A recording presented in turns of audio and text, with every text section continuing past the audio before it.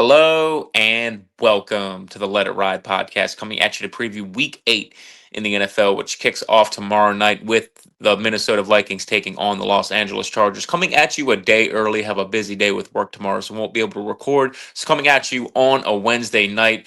Yet again, no play for the Thursday game. I'll twist my arm. I'll take the Chargers. Seems like the home team always seems to win those Thursday games, but my five best bets coming at you this week, plus a bonus pick and the teaser of the week. My picks last week went 5-3 after a really rough start in the early games. Really looked like we might start out 0-3. I got a winner on the Eagles. Really got lucky with the winner on the Eagles. Carson Wentz did everything he could to hand that game to his former team, but I also unfortunately had money on Tua Tagovailoa and Justin Fields. Not smart on my part. So the Jets do lose, but Aaron Glenn, shout out to Aaron Glenn for helping us cover the teaser of the week. We do get a winner on the teaser of the week with the Patriots covering their leg with ease and the Jets covering the plus 7.5, thanks to Aaron Glenn inexplicably punting the ball with 2 minutes left, never to see the ball again. So instead of taking over in field goal range where the Panthers likely score and spoil that teaser leg, Aaron Glenn punts the ball, make sure the Jets only lose by 7. We cover that teaser leg. So shout out to Aaron Glenn for getting us out of the early slate 2-2 when it really looked like we might be going 0-4. Ended up getting a loser on the Falcons against the 49ers on Sunday Night Football. But then Monday Night Football, I gave out 3 picks. Amon-Ra St. Brown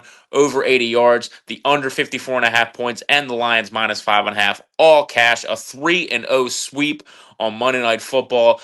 Plus 600 if you parlay it all together, if you're into that kind of thing. 5-3 finish for my picks last week. So we will look to ride that hot streak. We also had a pretty good week 6 as well. So 2 straight profitable weeks. We'll look to make it 3 in a row. We're going to start with the Bears taking on the Ravens. The Ravens, a 6.5 point favorite at home. The over-under sitting at 50. And this game should mark the return of Lamar Jackson. He had not been practicing up until today. He did have a limited practice today, so it looks like he is going to play. And this line suggests that he's going to play too, with the Ravens a 6.5 point favorite. Have to imagine the Bears would be favored if Lamar Jackson was going to miss this game. But Lamar Jackson doesn't play.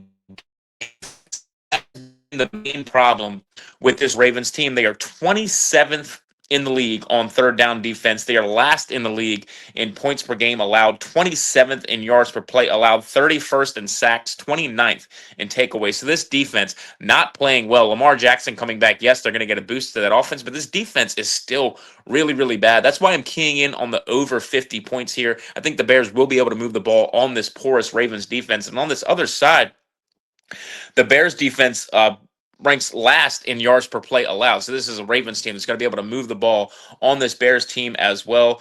If you look at the Bears, each of their last 4 games, they've scored 25 plus points in all of those games. So it was a 6.5 point underdog. If they put up 25 points, you're looking at a 25 to 30 type of score. You're going well over this 50 points. So I think the Bears offense is clicking. If you look at the other 2 games that they played earlier in the season, they allowed 52 and 27 points in those 2 games. So this Bears defense is bad. The offense is clicking. The Ravens offense will be better with Lamar Jackson back, and the defense is still bad. So add all that up, and we are taking the over 50.5. I also like the Bears plus 6.5.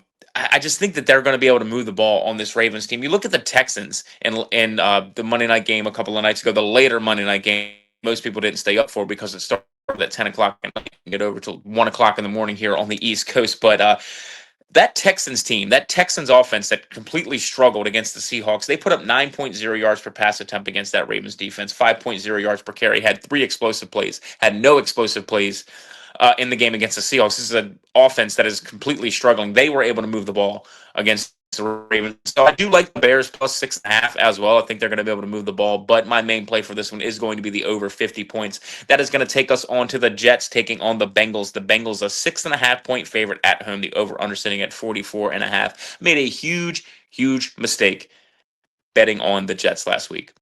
And I'm going to do it again, because the Bengals should not be laying 6.5 points to anybody. I think they're getting way too much credit for looking awesome on a Thursday game. These Thursday games, we've seen it all year. They're complete crapshoots. They favor the home team. The road team has to travel on short rest. We've seen a number of really good teams look terrible on Thursday Night Football. We just saw the Eagles lose to the Giants a few weeks ago. these Thursday games don't mean anything. So it really feels like the Bengals are getting a huge boost for winning that Thursday game against the Steelers. I don't think Joe Flacco at 41 years old is just going to be one of the best quarterbacks in the league. It's like the old Toby Keith song says, I ain't as good as I once was. I'm as good once as I ever was. We got his once last week. I'm not counting on that kind of performance from Joe Flacco week to week. So I got to hold my nose here and take the Jets plus 6.5. The Bengals have won 3 games this year by a combined total of 7 points. So now they're just going to go in and win this game by more than a touchdown. I just don't see it happening. Give me the Jets plus 6.5. I think the Jets are the better team in both trenches on both sides of the ball, in both trenches, the offensive line and the defensive line. I think those matchups both favor the Jets. Tyrod Taylor is injured, and we might have to go back to Justin Fields. I don't think it matters who's playing quarterback. I obviously like it a lot more if Tyrod, I cover all the time, Taylor is playing, the guy that covers at a 75% clip as a 6.5 plus point underdog. Would love to see him lining up under center for the Jets. But even with Justin Fields, I still like this number. So holding my nose yet again, the second week in a row. Give me the Jets plus 6.5. That is going to move us on to the 49ers and the Texans. The Texans are 1.5 point favorite at home. The over under sitting at 41.5. And the injuries have just reached a point for the 49ers where I don't think this defense is going to be able to function. Losing Nick Bosa, losing Fred Warner. I think they played over their heads in that Sunday night game against the Falcons. We've seen this Texans offense get right against the banged up Ravens defense. I think you could see the same thing here. And this line just doesn't make any sense. The Texans look awful on Monday night, and they're a 1.5 point favorite. It really seems like the books are begging you to take the 1.5 with the 49ers.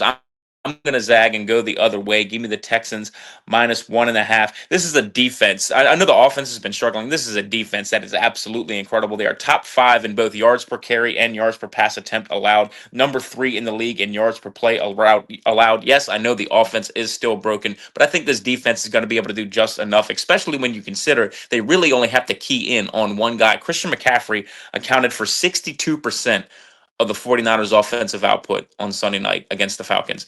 A great game by him. Can you count on that every week? Can you count on one guy providing 62% of your offense? I just don't see it, particularly seeing that Christian McCaffrey is a guy who's had injury problems in the past. I don't think he can handle that kind of workload at this point. So again, 49ers minus 1.5. Also play the under 41.5. Like I said, this Texans offense is broken. The 49ers offense heavily reliant on one player going up against a great defense. So I really like the under here. So 2 plays from this game. Going to take the Texans minus 1.5 and the under 41.5. That is going to move us on to the Bills taking on the Panthers. The Panthers a 7.5 point underdog at home. The over under sitting at 45.5. And I really wanted to just grab the Bills here, play the bounce back spot. But then I realized this Bills defense has been absolutely atrocious against the run. They give up the most yards per carry on the ground, going up against a Panthers team that runs the football really well, the number 3 ranked rushing offense. So not going to play the Bills, not going to zag and take the Panthers. I'm going to take the over 45.5 here. I think this number's sitting a little bit too low, particularly when you consider this Bills high-powered offense and the gaps that they have on defense. So I think there's going to be some points scored in this game. So again, over 45.5 is going to be my play here. And this is also where we are going to start the teaser of the week. Don't like laying the touchdown plus with the Bills on the road, but I will tease this game down to minus 1.5. We're also going to tease the Falcons down to minus 1.5 against the Dolphins. So the teaser of the week this week, Falcons minus 1.5 against the Dolphins, Bills minus 1.5 against the Panthers, and the top 5 plays. We are taking the over 45.5 in Bills Panthers, taking the Texans minus 1.5, the under 41.5 in the same game, taking the Jets, holding our nose and taking the Jets plus 6.5. Finally, I am taking the over 50 in Bears Ravens. That is my favorite play of the week, and maybe a little sprinkle on the Bears plus 6.5 as well. Still don't trust this Ravens defense, but that is going to do it for my picks and the podcast. A short one this week. Got to get ready for a long day at work tomorrow. So a short podcast, a short week too. We have 16 teams on by, so not a lot of games to pick from. But hopefully these picks do well and we get some money in our pockets. Thank you everybody for listening, and I will see you next week.